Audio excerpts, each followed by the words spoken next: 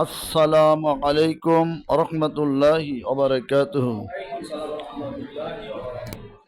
আল্লাহ সুবহানাহু ওয়া তাআলা যিনি মহাশক্তির মালিক, লা তাখুযুহু সিনাতু ওয়ালা নাওম, যার ঘুম তো দূরের কথা তন্দ্রাও নাই। হুয়াল হাইয়ুল কাইয়ুম, যিনি চিরকাল জীবিত, চির ক্ষমতার মালিক। পৃথিবীর মানুষের ক্ষমতা সম্পদ আছে আবার নাই। কাগজে কলমে লিখতে পারবেন না যে কিয়ামত পর্যন্ত লোকটা দুনিয়ায় থাকবে, ওই লোকটা বাচ্চাই থাকবে, ওর লাঠি মাটি রাজকীয় ক্ষমতা থাকবে, সম্পদও থাকবে, গ্যারান্টি দেওয়ার কেউ নাই। কালকে কি হবে, 1 ঘন্টা পরে কি হবে, এইটো কেউ জানে না। জানে কে?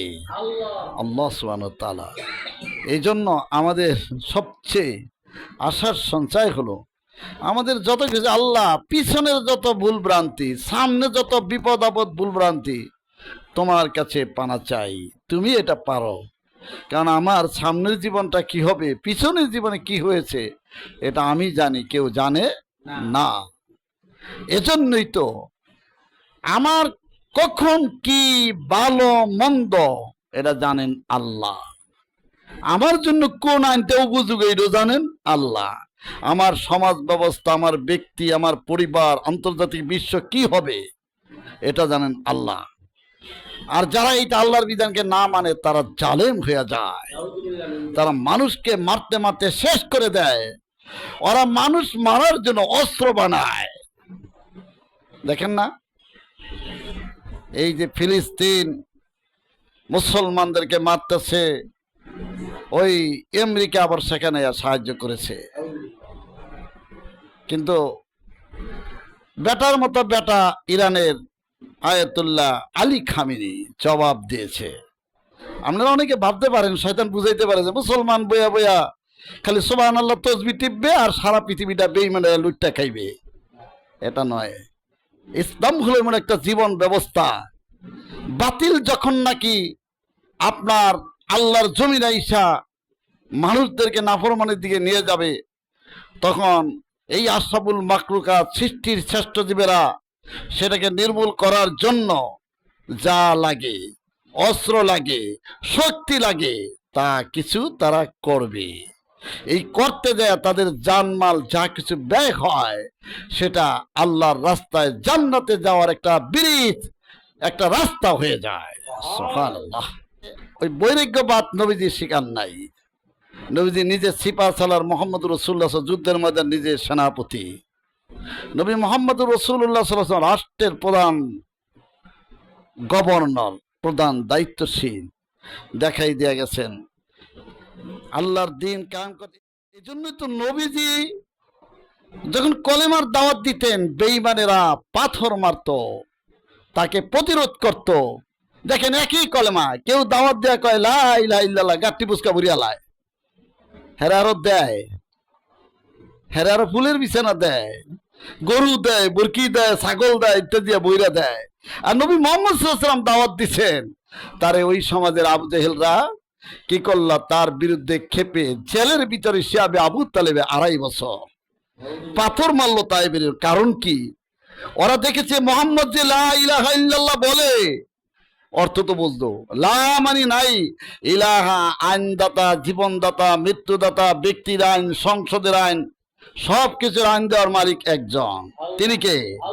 ওরা বুঝতে পারছে যদি এই আইনে বাস্তবায়ন হয়, ওই যে লম্পট লম্পট হারামি বদমাশি জুয়া করু, নিশা করু, দর্শনকারী, ওরা ভাবছে যে তাইলে আমার ক্ষমতা তো দূরের কথা, দারুর বাড়ি খাওয়া কোনো উপায় থাকবে না। কারণ সমাজে রইল সবচেয়ে ঘৃণিত ব্যক্তি, লাঞ্ছিত ব্যক্তি, অবদত্ত ব্যক্তি, এতিমের সম্পদ আত্মসাৎকারী, পরের আত্মসাৎকারী। তো নবী মুহাম্মদ সাল্লাল্লাহু আলাইহি ওয়াসাল্লাম কালেমার দাওয়াত দিলেন, সমাজের মানুষগুলো বেঈমানের এমন খেপে গেল, বাপের বিটায়ও থাকতে দিল না। নবী মুহাম্মদ সাল্লাল্লাহু আলাইহি ওয়াসাল্লাম কিন্তু মদিনায় চলে গেছে, নিজা বাপের বাড়িতে বিটায় থাকতে। কারণটা কি? শহীদ কুতুব, মিশরের শহীদ, তাফসিরে ফি জিলালিল কোরআন লিখেছেন, ওনারে গেছে যখন তাকে জেলে ফাঁসি দিবে, তখন ওনারে গেছে কালেমা পড়াইতে। জেলের ওই যে কলমা পড়েন একজন থাকে না, কয় বেটা বাঘ, এই কলেমার দাওয়াত দিতে যে আজকে আমার ফাঁসি হয়, তুই তো আমার কালেমা পড়াইতে, আর এই কলেমা পড়িয়া তুই আরো বেতন পাস, উল্টা আমারে ফাঁসি দেয়। কারণটা কি? কালেমার হক দাওয়াত দিতে গেলে বেঈমান গাদ্দারেরা সহ্য করতে পারে না। সূর্যের আলোটা উপকারী না অপকারী? কিন্তু বাদুর বেড়ায় দেখতে বা চামচিকা বাদুরেরা সূর্যের আলো সহ্য করতে পারে না। ওরা চায় রাইতের মতো থাকলেই কলা আমঠাম ইত্যাদি চুয়া মুয়া খাইতে পারমু। ওই বেঈমান নাফরমান গাদ্দার নিশাকুর ইতিমের মাল বক্ষণকারী দেশের সম্পদ লুণ্ঠনকারী, ওরা মনে করে আল্লাহর আইন যদি কায়েম হয়ে যায়, ওই ছোটখাটো জোতা চোর অভাবে যারা পেটের টাকা ওঠিরে না, আগে ধরবে বড় বড় ওই লিডার গুলি। কেন সারিকা তো ফাঁকতো আইডিয়া হিমা, চোর নারী পুরুষের হাত কেটে দাও, বাটপারি করে আর সমাজ থেকে লুইটা খাইবা, এটা হবে না। এই মাসে অনেক ঘটনা ঘটেছে, এটা কিন্তু মহরম মাস। কি মাস?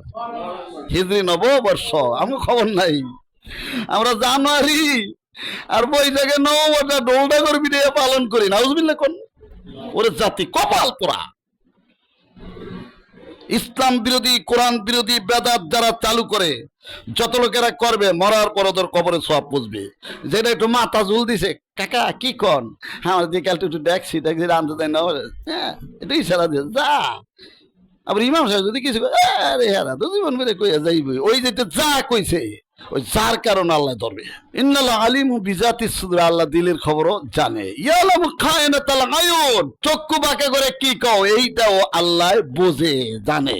চক্ষু বাঁকা করে কয় না রেখে কে রে ইশারা দিয়ে দেয়, এটা কি কয় না কয় কে জানে?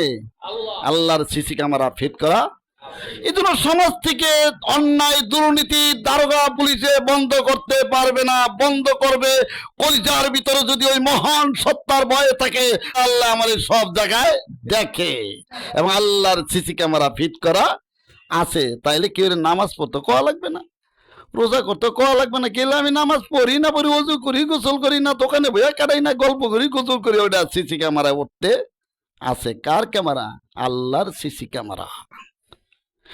يومئذ تحدث أخبارها بأن ربك أوحى لها يومئذ, সেই দিন।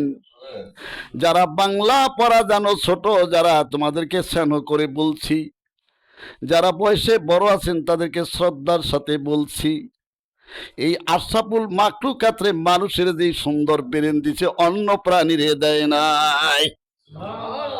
এই জন্য এসি, আরাম আইস, উচ্চ সিংহাসন বিছিয়েছে কেদার। গরুতে, হাতিতে, ছাগলে টিকে না, মানুষে টিকে।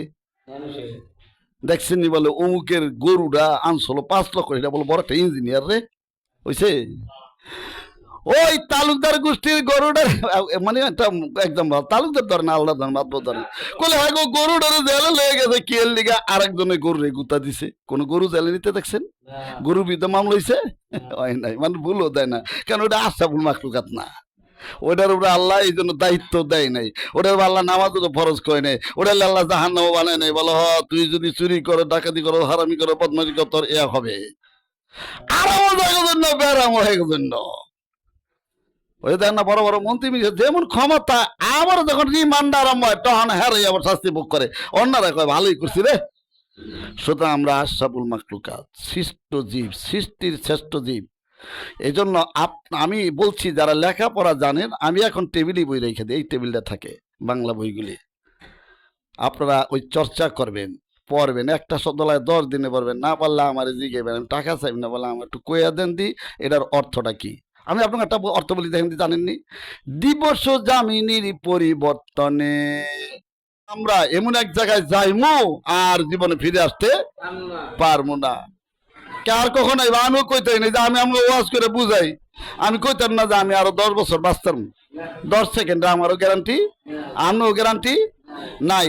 একটা মানুষ হঠাৎ মালিক হারে আবু তালেব খা, ওই যে আমার ওই ওয়াইফের চাস্তো ভাই আবু তালেব খা কয় বাজার করে না, কলে ভালো ঠেকে না। হ্যাঁ আমি মনে মনে কই আবু তালেব হঠাৎ মরছে, জানা যায় গেলে কিন্তু 2 কেরাত সব কে লেগে ওই মরা মাছটা দেখলে তখন নিজের মনটা হারে আমারও যাইতে কোনো সময় লাগবে, মনটা নরম হয়। কবরটা দিলে আরে কি সিপা জায়গার ভিতর রাখিয়া দিল রে। এই সিপা তো সিপা না, লাফরমান বেঈমান যারা হবে তাদের কবরে এমন চাপ দিবে, একদারের পাজরের হার আর একদারে লইয়া যাইবে। দেখেন এই মানুষকে ঠাট্টা করে কই কই দেখেছে কেন, নাউজুবিল্লাহি মিন যালিক। এই কথা মুসলমানের কোনোদিন সাজে না। কোরআনে যা বলেন আমার সাথে, কোরআনে হাদিসে যা আছে বলেন সব 100% সত্য, একটুও সন্দেহ নাই।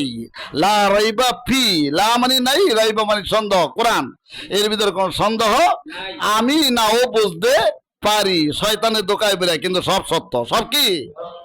আর কোরআন হলো এমন জীবন ব্যবস্থা, খালি আমার নামাজ রোজা ইবাদতই বলে নাই, আমার ব্যক্তি জীবন, আমি ব্যক্তিরা কেমনে চালাইমু, আমার পারিবারিক জীবন, আমার দেশ, আন্তর্জাতিক বিশ্ব, আয় ব্যয়, অর্থনীতি মানে রুজি রোজগার, এবং অর্থ হইলে ওটা জাকাত দেওয়া লাগবে কিনা, এবং সুদি কারবার করা যাবে কিনা, সব কিছু আইন আল্লাহ কোরআনে দিয়ে দিচ্ছে। এমন কোন আইন নাই যেটা কোরআনের বাইরে যাওয়া। অন্যান্য খ্রিস্টান ধর্মে যে ধর্মীয় গুরু হবে, খ্রিস্টান ভিতরে যে ধর্মীয় গুরু হবে, সে যদি বিয়া করে ওর গুরুগিরি শেষ। মানে ভিতর বিয়া সাথে করতে এমনি যে ধরুন জল্লা পুরিয়া মরুগা, এমনি গোবরে যাইয়া যা আমলটা করুগা, কিন্তু যদি ধরা খাইয়া যায় যে বিয়া করছে, তাইলে তার গুরুগিরি থাকবে। আর আমার নবী মুহাম্মদ সাল্লামের ধর্ম হলো কারো জন্য বিবাহ করা ফরজ, সে যদি বিবাহ না করে সে গুনাহগার হয়ে মরবে, কারণ আল্লাহ তাকে যৌন শক্তি স্বেচ্ছাকে দিয়েছে, তার জন্য বিয়ে করা আল্লাহ সুবহানাহু ওয়া তাআলা ফরজ করে দিয়েছে। এই নবীজি বলছেন বিবাহ আমার সুন্নত। আর নবীজি আবার বলছে যে দুইটা জায়গায় যদি কেউ নবী মুহাম্মদ সাল্লাল্লাহু আলাইহি ওয়াসাল্লামের তরিকা ত্যাগ দিতে পারে, একটা হলো মুখ আর একটা হলো লজ্জাস্থান। মাই যে ব্যক্তি ইয়াদ মানু ত্যাগ দিবে, নিয়ন্ত্রণ করবে, লি আমি নবী মুহাম্মদ সাল্লাল্লাহু আলাইহি ওয়াসাল্লাম তরিকা অনুযায়ী, মা বাইনা লিখিয়াই ঘে দুই চোয়ালের মধ্যবর্তী জায়গা, নামটা দেখেন লয় নাই, কিন্তু দুই চোয়ালের মধ্যে, অর্থাৎ মুখ, অমা বাইনা রিজলাইহি দুই পায়ের মধ্যবর্তী জায়গা, অর্থাৎ লজ্জিস্থান, আজমালুলাহুল জান্নাহ। নবী মুহাম্মদ সাল্লাল্লাহু আলাইহি ওয়াসাল্লাম বলেন দুনিয়ার মানুষ জান্নাতে রে, আমি তার জান্নাতের জামিন হয়ে গেলাম। তাহলে কি বুঝলেন, বিবাহ সাথে নবীর তরিকায় করলে এটাও সওয়াব, রোজ রোজগার নবীর তরিকা করলে এটাও সওয়াব, লেট্রিনে যাবেন এটাও নবীর তরিকা দেওয়া। আর বৈরাগ্য বা দরবেশের ভিতরে যারা বৈরাগ্য, কোরআন হাদিস মা এক দরবেশ আবার উল্টা, হ্যাঁ দরবেশ হইলো মায় যদি কান্দে ও তুই দরবেশগিরি করতে গেল, মার ডাকে সাড়া দিতে পারবি। এই তাফসীরের ভিতর আছে যে বৈরাগ্যবাদের দেখাইছে যে বৈরাগ্যবাদের এক দরবেশের নিয়ে একটা মনে করেন একটা আলাদা ঘরের ভিতরে আটকাইছে, মানে অন্তরে বাইরে দিতে পারবে না। মার কলজারা পাগল হয়ে আছে সন্তান দেখার জন্য, যাইয়া ডাক মারছে, মায়ের দেখ কে একটু আসো বাইরে, তাড়াতাড়ি ঘরের ভিতরে দরজা আটকাইছে। মানে আরে এই শিক্ষাই দিছে যে তুই যদি দরবেশ হইতে চাস তোর মার লগত দেখা দিতে পারবি। আটকে যায়, আহারে মা এত শিখে বলো বাবা একটু আইসি আবার একটু দেখ, আমি তোর একটু দেখুন বাবা। মার কলিজার ভিতর একটা মায়া, মার কলিজার ভিতরে ছোট্ট মায়া, এটা পৃথিবীর কারো কলিজার ভিতরে নাই। এজন্য কবির ভাষায় বলে বিদেশে বি পাখি যারো সন্তান মারা যায়, পাড়া পড়শি না জানিতে আগে জানে মায়। একটা কথাই দিয়ে বলবেন, কোরআন সুন্নাহ অনুযায়ী দুনিয়ার যত কাজ করবেন সবটাই ইবাদত। নিজের স্ত্রী জামা কাপড় কিনে দেন, পোলাপানের খরচা টরচা করলেন, সমাজের রাজনীতি অর্থনীতি যা করলেন সবটাই ইবাদত। কোরআন সুন্নাহর বাইরে যেটা করলেন ওইটা দরবেশ বিরি করলে হবে। মুহররম মাসে আমরা শিক্ষা নিব নতুন বছরে যে আমরা কোরআন বিরোধী গান বাজনা বেহায়াপনা এখন থেকে সিদ্ধান্ত নেন। বিয়ে আইলে মুসলমান এলে, মুসলমান তো কোরআন এই যে আমার কাছে এই খুতবাটা আছে, খুতবাই তো দেওয়া আছে, মুসলমানদের কোনো অনুষ্ঠান করাইলেও নিষেধ। অতীতে জানি না, এখন জানছি, করবো এখন। অতীতে জানি নাই, না জানলে করছি, এখন জানি আমরা করবো না, তাইলে আমি মুসলমান। বাপদাদাই করে গেছে না, এটি চলবে না।